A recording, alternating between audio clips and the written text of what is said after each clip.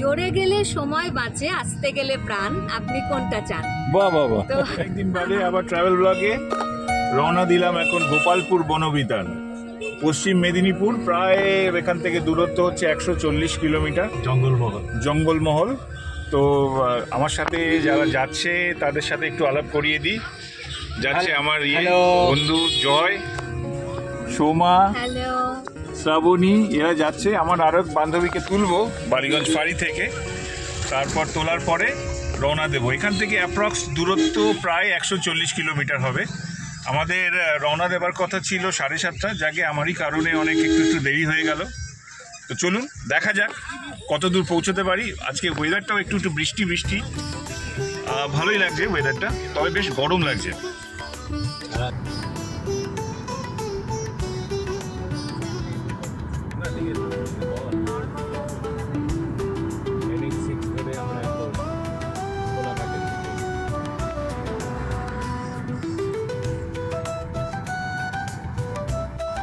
Golaghat cross করে এখন কোলাঘাটের দিকে টিপ টিপ করে বৃষ্টি হচ্ছে।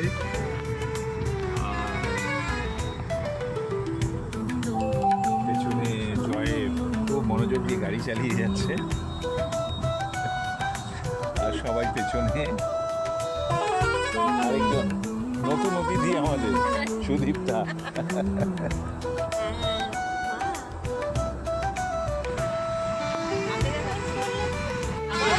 এখন ধুলাগড় ক্রস করে নিমদিঘি মোড় ছাড়াচ্ছি। প্রচুর রাস্তায় জ্যাম, ভীষণ জ্যাম। সাইডে সব ফলের দোকান হয়েছে এখানে। ঝিরিঝিরি বৃষ্টি, আকাশ মেঘলা, আর তার মধ্যে দিয়ে হাইওয়েতে গাড়ি ড্রাইভ, উফ ফাটাফাটি লাগে। এটা আমি বলে বোঝাতে পারবো। কোলাঘাটের আগে দারুণ দারুণ দোকানগুলো হয়ে গেছে। আমরা এখন কোলাঘাটের দিকে পৌঁছচ্ছি, কিন্তু যেটা আমাদের এখন সময়ের অভাবে এখন আমরা কোলাঘাটে আর এখানে ব্রেকফাস্টের জন্য ব্রেক দেবো না। তারপরে আমরা একটা সোনার বাংলা আমরা চলবো, আর একটু এগিয়ে গিয়ে কিন্তু চপমুড়ি, সেটা আমার বন্ধুর একটা পরিচিত দোকান আছে চপমুড়ি। রূপনারায়ণ নদী, ওদিকে ট্রেনও যাচ্ছে। হাওড়া জেলা পেরিয়ে এবার পূর্ব মেদিনীপুরে ঢুকছি। এখন পূর্ব মেদিনীপুরে ঢুকছি, তাই তো? হাওড়া জেলা পেরোলাম, ওই দিকটা পূর্ব মেদিনীপুরে ঢুকছি। নিচে রূপনারায়ণ, কোলাঘাটের ইলিশ।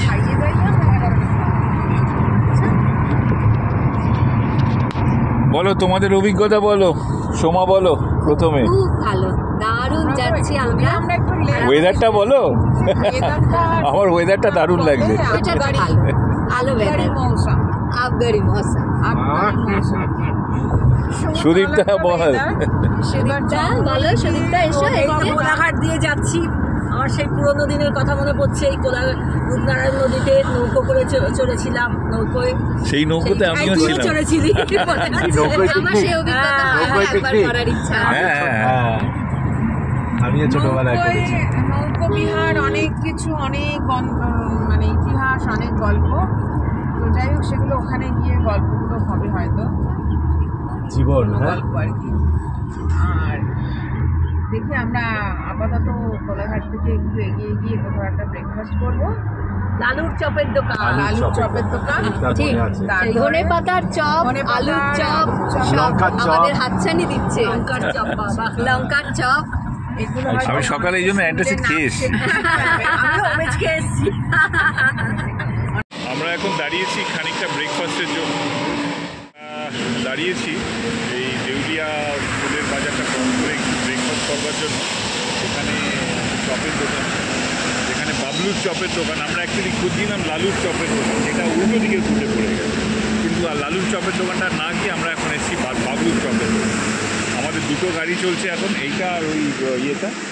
সেখানে আবার ওখান থেকে আবার 6 জন আছে, আর আমরা এখানে আছি কজন। তো চলুন এখন একটু ব্রেকফাস্টটা দেখে নিই। এটা কী চপ ভাজছো? এই ধনে পাতা পাতার চপ হয়? নেই? হবে? হ্যাঁ হবে হবে, করো ধনে পাতা। ধনে পাতার চপ কি?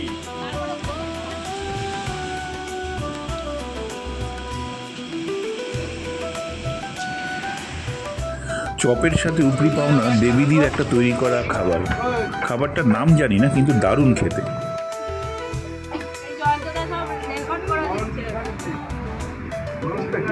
এটা কি, এটা জিনিসটা?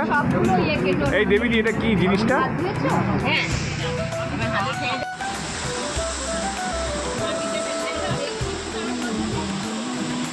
আমাদের জন্য ধনে পাতার চপ হবে।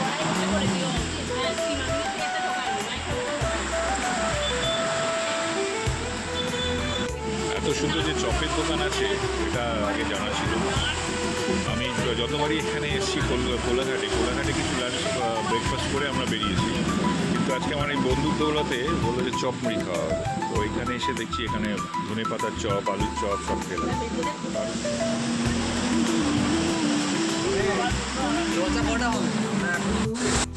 আমরা এখানে এসেছিলাম সন্দীপের চপের দোকানে।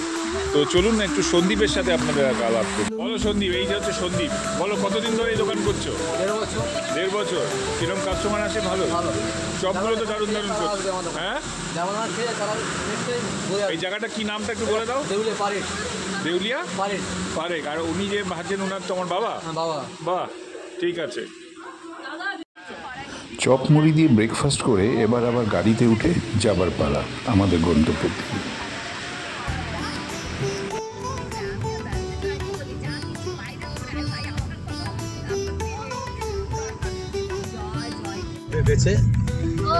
ঝিরিঝিরি বৃষ্টি হচ্ছে, আমরা এগিয়ে আমরা ঝিরিঝিরি বৃষ্টিতে আমরা এগিয়ে যাচ্ছি। খুব সুন্দর একটা ওয়েদার, বিউটিফুল, মেঘলা ঘন কুয়াশাচ্ছন্ন ইয়ে, তার মধ্যে গাড়ির মধ্যে ভীষণ মজা চলছে। এই মজার একটু রস আপনাদেরকে রসাস্বাদন করবার জন্য নিয়ে যাচ্ছি আমাদের সোমার কাছে। সোমা, তোমার কবিতাগুলো 1-2 বার বলো, ছড়াগুলো। সোমা সকাল থেকে অনেকগুলো ছড়া শুনিয়েছে। না ছড়া না, মানে যেহেতু আমরা রাস্তায় যাচ্ছি তার একটা মন্ত্র আমার শ্বশুরমশাই আমাকে একবার বলেছিলেন যে জোরে গেলে সময় বাঁচে, আসতে গেলে প্রাণ, আপনি কোনটা চান? বাহ বাহ বাহ।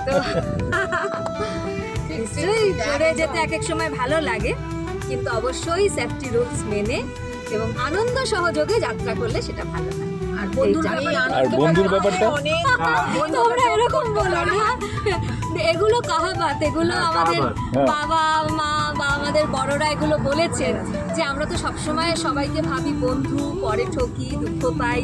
হ্যাঁ, তো আমাদের মন সেখান থেকে সংকুচিত হয়ে যায়। তো সেই ব্যাপারে বড়রা যেটা বলেছেন ছোটবেলায় যে শাড়ি পরো নেচে বা ড্রেস পরো নেচে আর বন্ধু করো বেছে। নাচতে হবে কেন? আনন্দ করে শাড়ি পরো, সেই ব্যাপারে কোনো তুমি মানে হেজিটেট করো না, শাড়িটা আনন্দ করে পরো, কিন্তু বন্ধু যখন নির্বাচন করবে সেটা বেছে করো যাতে আঘাত না পেতে হয়। এই আর কি। আরেকটা কি বললে জানি? আর আমি আমার মন। হ্যাঁ, ওইটা বলো, ওইটার জন্যই তো এলাম। আরেকটা মন নিয়ে, আমি আমার মন ছোট্ট সংগঠন। বাহ, কি বাত। এগুলো চলতে থাকবে, এটা অন দ্য ওয়েতে চলতে থাকবে, পুরো জার্নিটাতে টুকরো টুকরো টুকরো টুকরো করে আমরা শুনতে থাকবো, আপনাদের সাথে আমরা শেয়ার করবো। ভালো লাগবে। আর ড্রাইভার সাহেব কিছু বলবে না? সুন্দর চলেছি আমরা এখন। তুমি সাংগঠনিক নানা রকম চপকে আমরা এখন লালগড়ের জঙ্গলের দিকে চলেছি। ঠিক আছে, চলো দেখ। এখন আমরা ক্রস করছি দেবরা টোল প্লাজা, প্রায় কাছাকাছি চলে এসেছি।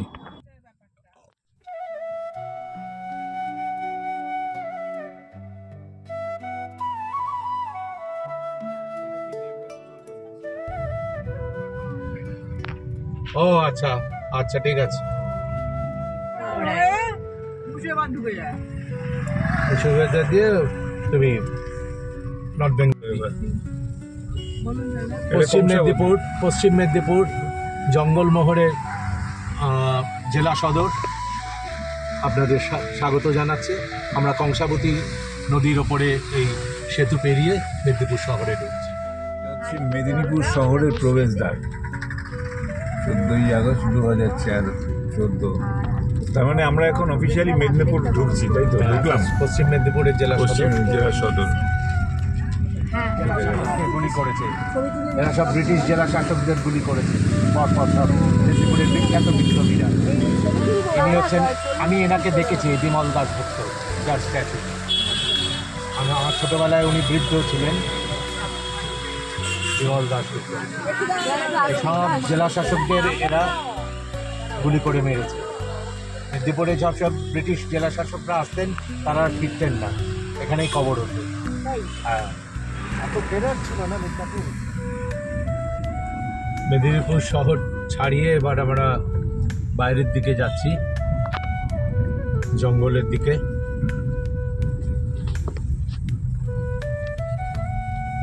বাহ,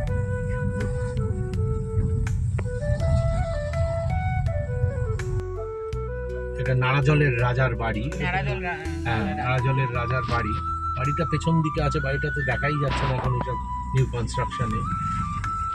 এটা পেছনে রাজার বাড়িটা আছে, সেই রাজা নরেন্দ্রলাল খান কলেজকে দান করেছেন। এটা উইমেন্স কলেজ হয়েছে। ওই যে রাজা নরেন্দ্রলাল খান উইমেন্স কলেজ, খুব সুন্দর।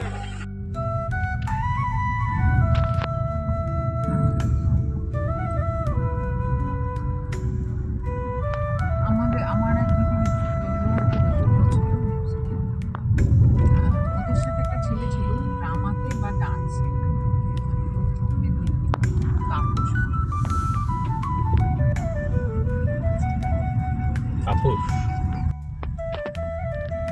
ওই জঙ্গলটা দারুণ ছিল। প্রায় কাছাকাছি এসে পৌঁছে গেছি গোপালপুর বায়োডাইভার্সিটি পার্কে।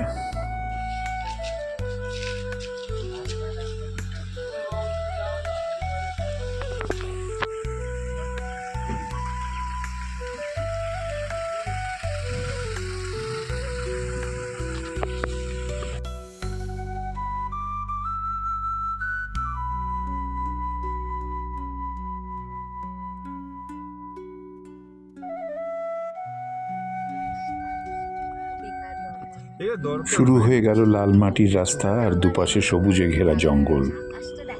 অপূর্ব অপূর্ব দৃশ্য, মনে হয় পটে আঁকা ছবি। এইটা দেখে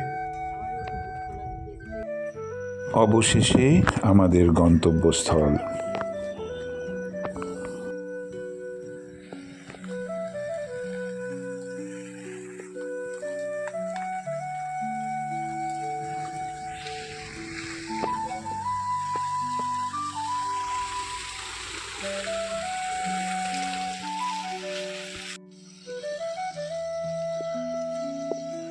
এসে পৌঁছালাম গোপালপুরে বায়োডাইভার্সিটি পার্কে।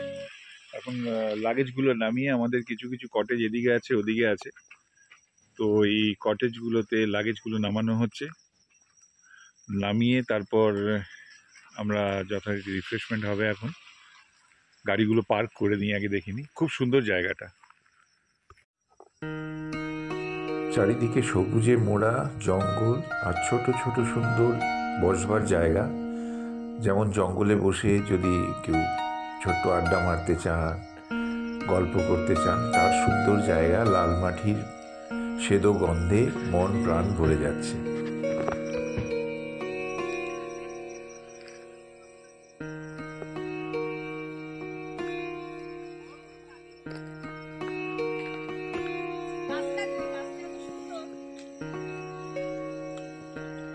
লাঞ্চের জন্য সবাই এসে দাঁড়িয়ে আছি। লাঞ্চ দেবে এখন।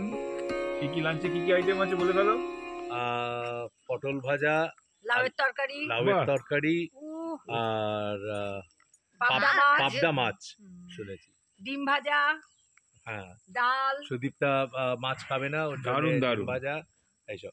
যারা যারা এখনই তোমরা আসনি, এখানে এক্ষুনি চলে আসতে চেষ্টা করো, তাড়াতাড়ি এক্ষুনি। এসো, তাড়াতাড়ি, দারুণ তাড়াতাড়ি। দারুণ।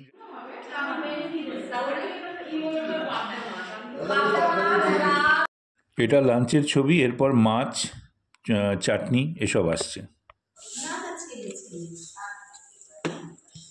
স্বাদ ভালো খেতে হয়েছে। পাবদা মাছের সাইজ কিন্তু বেশি বড় না, খেয়ে নিতে পারিস। ছোট সাইজ, ছোট সাইজ। তুই একটুখানি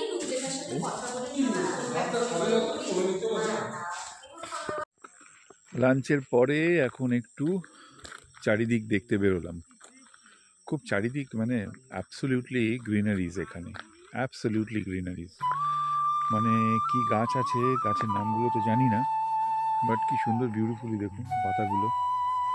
মানে চারিদিকে শুনশান একদম নিরিবিলি জায়গা। এখান দিয়ে হেঁটে হেঁটে যাওয়া। কবে পেলাম বলো না আমাকে, তারপরে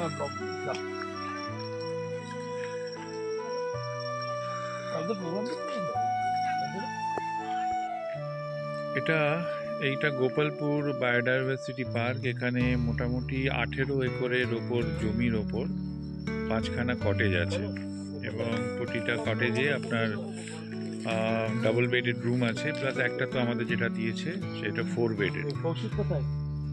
আর ইয়েগুলো সুন্দর, চারিদিকটা নিস্তব্ধ। যারা একটু জঙ্গল বা বন পছন্দ করেন তাদের জন্য এটা কিন্তু আইডিয়াল জায়গা ফর স্টে। এবার প্রত্যেকটা রুমকে এক একটা জঙ্গলের গাছের ওপর নাম দেওয়া হয়েছে, শাল, পিয়াল, মহুয়া ইত্যাদি ইত্যাদি। তো সেগুলো সত্যি দেখার মতো। আমার তো ভীষণ ভালো লাগছে এখানে এসে। মানে চুপচাপ নিরিবিলিতে যদি আপনি সময় কাটাতে চান, এবং যাদের সবথেকে বড় কথা যারা একটু নীরবতা পছন্দ করেন তাদের জন্য কিন্তু এই বায়োডাইভার্সিটি পার্ক, যেটা বলা হয় গোপালপুর বায়োডাইভার্সিটি পার্ক, পশ্চিম মেদিনীপুরে, এটা আইডিয়াল প্লেস। খাওয়া দাওয়া তো আপনারা দেখলেন, দুপুরে আমরা লাঞ্চ করলাম, ডাল ভাত সাথে মাছ ফাছ দিয়ে সুন্দর ইয়ে করলাম। এখন আমরা একটু হাঁটতে বেরিয়েছিলাম, এরপরে আমরা বেরোবো একটু মিদনাপুর সদর মার্কেট দেখতে। চলুন ঘরটা আপনাদের দেখিয়ে দিই। ঘরটার নাম হচ্ছে শিমুল, এখানে আমি আছি। এটা ডাবল অকুপেন্সি, বাট একটা এক্সট্রা কট দিয়েছে। কেউ যদি ট্রিপল অকুপেন্সিতে থাকতে চান সেটা তারা ইজিলি থাকতে পারেন। এখানে টিভির ব্যবস্থা আছে, কিন্তু টিভি নেই। এসি আছে, সেন্টার টেবিল আছে, আর আপনাকে একটা কেটল দেওয়া আছে, ইলেকট্রিক কেটল, যেখানে আপনার চা এবং সুগার কিউবের ইয়ে আছে, চায়ের টি ব্যাগ দিয়ে দেওয়া আছে।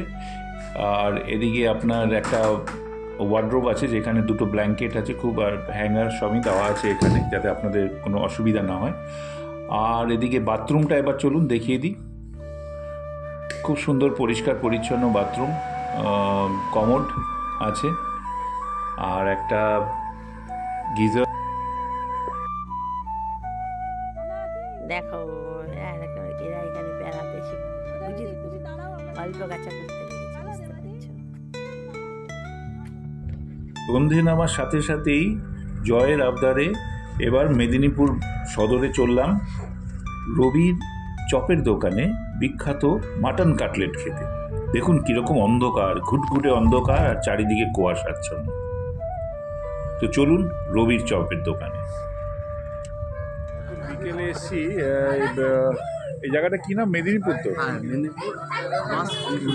এটা মেদিনীপুরের একটা আমার বন্ধু খুব পরিচিত রবির একটা চপের দোকান, যেখানে একটা ওই কি মাটন কাটলেট খাওয়াতে নিয়ে এসছে।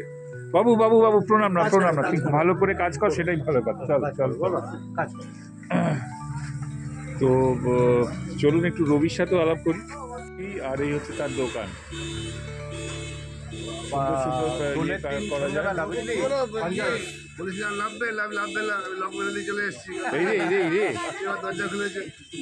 আচ্ছা রবি বলো, তোমার দোকান কতদিনের?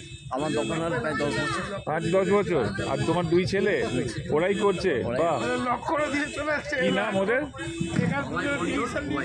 বাহ, বুবাই আর ইয়ে আরেকটা কি নাম? বাবাই মন্ডল, বুবাই মন্ডল, দুজনে সুন্দর। দেখুন কি সুন্দর আইটেম, কি কি আছে একটু বলো তো। এটা কি? এটা কি হচ্ছে? এটা হচ্ছে চিকেন পাকোড়া। চিকেন পাকোড়া, আচ্ছা। পনির পাসিন্দা, আচ্ছা। চিংড়ির চপ, চিংড়ির চপ, ডিমের চপ। বাহ। আর এটা? Chicken golden fry, chicken lollipop. ও বাবা। আচ্ছা, তারপর চিকেন কাটলেট, মাটন কাটলেট। আচ্ছা। ভেজিটেবল চপ, বাহ। চাউমিন আছে, রোল আছে, বাহ। মোগলাই আছে, কাশ্মীর আলু। আপনি কি এটা সকালেও খোলেন? না, বিকেলে। শুধু বিকেলে? বাহ।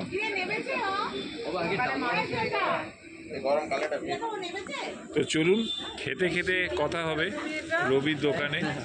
চকে না, খয়রুল্লাহ চক পেরিয়ে এসে জঙ্গলের মধ্যে সোমেশ বলে আমার একটা বন্ধু আছে, জঙ্গলের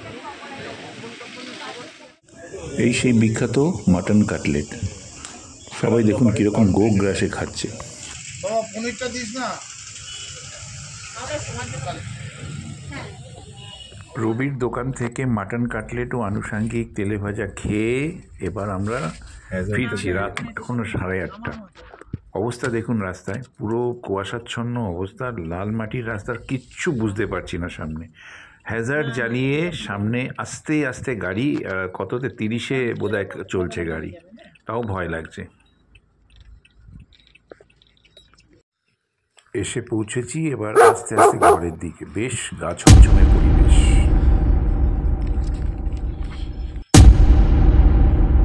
কুয়াশাতে চারিদিকটা ঢেকে গেছে, মানে লাইটগুলো দেখো কিরকম বিন্দু বিন্দু, একদম মানে মুক্ত দানার মতো দেখাচ্ছে।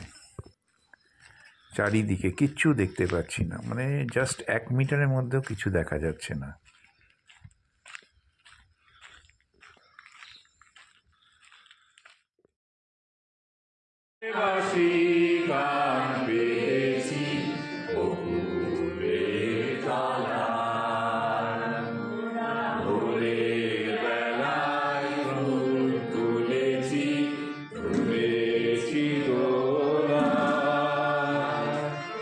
বাজিয়ে বাঁশি গান পেতেছি,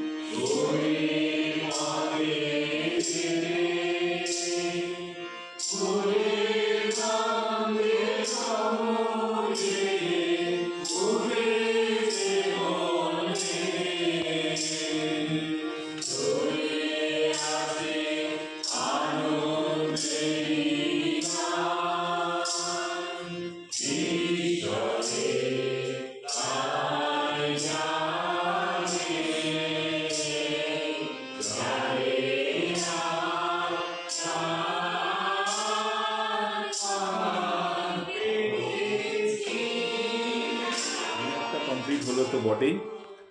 তো এখন সবাই একটু ভীষণ টায়ার্ড, সবাই যে যার ঘরে চলে গেছে।